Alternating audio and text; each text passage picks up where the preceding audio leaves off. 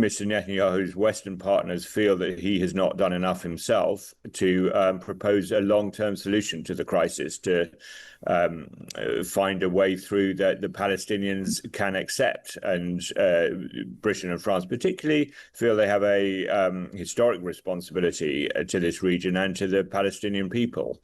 They don't think that Hamas represents the Palestinian people. To some extent, they don't believe the Palestinian Authority represents the Palestinian people. But they do believe the Palestinian people have to have some sort of representation. Let's return, though, to this story on the front page of The Times. Israel's Prime Minister Benjamin Netanyahu has, perhaps as you'd expect, reacted angrily to the government's decision to recognise a Palestinian state. He says it rewards Hamas's monstrous terrorism and punishes its victims. He also insists that what he calls, I quote, a jihadist state on Israel's borders would threaten the UK as well. Of course, it's not confirmed that the UK will recognise a Palestinian state. It's part of an ultimatum that depends on Israel's actions between now and September. The Times' foreign correspondent Richard Spencer is in Beirut and joins us now. Richard, good morning. Good morning. Will this change Israel's thinking? I don't. Good question. I don't think at a formal level, I don't think you'll hear any sounds of change of policy or see any. I think it may even double down in the short term on the latest negotiations for a ceasefire, for example, on its plans for Gaza. I mean, it was talking yesterday about annexing part of Gaza. That was a discussion that came up in Mr. Netanyahu's inner cabinet the night before last. So you may see some harder line reaction. I don't think Israel can completely afford to ignore what both France and Britain are saying. It still has America on its side, and America, to some extent, is all that matters in this case. America still has a veto at the United Nations, so it can still stop this going through at the United Nations. But it's looking like a rather lonely veto now on various key issues that Israel might have to deal with. So I don't think it can afford to ignore it altogether. And there's talk that the Prime Minister is now trying to work to build, if you will, a coalition of other countries which would recognise a Palestinian state at the UN General Assembly come September. Do we know what other countries he might be targeting to, as you say, enhance the pressure, the UK and France and presumably others, that would then have more sway? Yeah, that's rather hard to assess.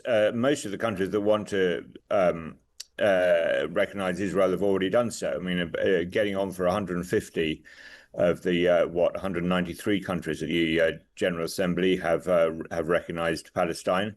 So recognised Palestine, not Israel. Recognised Palestine, and the others are strongly swayed by America and likely to continue to be swayed by America, I imagine.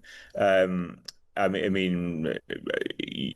have thought that France and Britain, who are both members of the Security Council, permanent members of the Security Council, you'd have thought they're the important ones on this issue. And obviously, this has been prompted over the last few weeks by the images coming out of Gaza, the aid situation. But the conditions that Sir Keir Starmer has laid out are much broader than that, including telling Israel not to annex the occupied West Bank. It feels like this is broader concern with the approach of the Netanyahu government, not just the war in Gaza. I agree.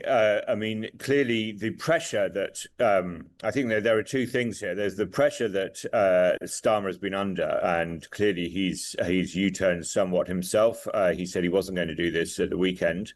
The pressure he's been under politically from his cabinet, from his backbenchers, from Labour Party members more generally, have been to do with the images coming out of Gaza and the sense that Gaza, something just has to be done to try and stop what's happening, and our leverage is with Israel, obviously not with Hamas. So that's the immediate trigger, if you like. I think what its terms reflect is a longer term frustration with Benjamin Netanyahu to some extent personally amongst the parts of the British political and diplomatic establishment that have to deal with Israel and this conflict more generally. I mean, Netanyahu has been prime minister on and off since 1996. He's the dominant political figure, not only in Israel, but also in this conflict over the last 30 years. And so, although, Netanyahu is right to say that this conflict is started by Hamas, the current one, in October the 7th, 2023, and he's right to say that Hamas's intransigence and determination to keep attacking Israel over the last decades, the last 2 decades since it's been in power in Gaza, has constantly made war.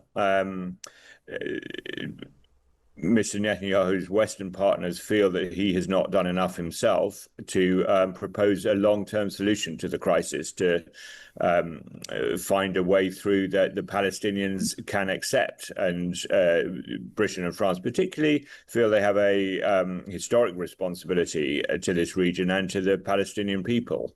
They don't think that Hamas represents the Palestinian people. To some extent, they don't believe the Palestinian Authority represents the Palestinian people, but they do believe the Palestinian people have to have some sort of representation. And Donald Trump has said that the move risks rewarding Hamas. He must have been in the loop, though, if Sir Keir Starmer had discussed the plan with him a couple of days before. Yeah, to me, this is the great fascinating thing. I mean, we know that Starmer is kind of torn between two horses running in different directions, with trying to keep the British Labour Party and his government on side, not just on foreign policy issues, but more generally. And he's also attempting not to alienate the President of the United States, particularly since the President of the United States seems to remarkably think he's a good guy, unlike most of the other guys. So there must have been a lot of talking, I imagine. It'd be quite interesting to know what was said. The Trump's response has been reasonably restrained, though. So maybe he was... maybe there was some sort of modifying words issued beforehand. Yes, I think we'd all like to be in the room for a discussion with Donald Trump. And just finally, Richard, Qatar, Saudi Arabia and Egypt are now among those calling on Hamas to disarm. Do they have much sway over Hamas? I mean, how significant a shift is that from some of the Arab states?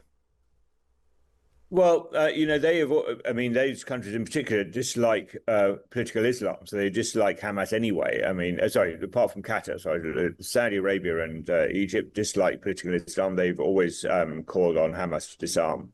There is a split between those governments and a lot of their people who like the idea of armed resistance continuing. Resistance being the key word in the Middle East when it comes to Israel. What everyone is saying is, if this terrible war comes to an end, what takes the place of Hamas in Gaza? No one, apart from Hamas itself, thinks that it should be allowed to remain the power running Gaza. And Israel certainly won't let that happen, and there won't be an end to the war in the long term. There may be a ceasefire, but Israel will return to war if it sees Hamas staying in power. So the nature and shape of a handover of power of some sort from Hamas to another authority is still to be discussed, but underlies a lot of this. And the assumption by a lot of countries is that, no other power can take control if Hamas is still there as an armed group. But, making any group give up its weapons is very difficult, as we know in Northern Ireland with the IRA, as is the case in Lebanon with Hezbollah. That's easier said than done. The practicalities of that will be important if indeed it does move towards a Palestinian state. Richard Spencer, thank you so much for your time. We're particularly lucky to have your expertise on this. Richard Spencer is The Times' foreign correspondent. who is reporting from Beirut. He's got a fascinating analysis piece of the aid situation in Gaza and Palestinians slipping towards famine. That's in today's paper and online.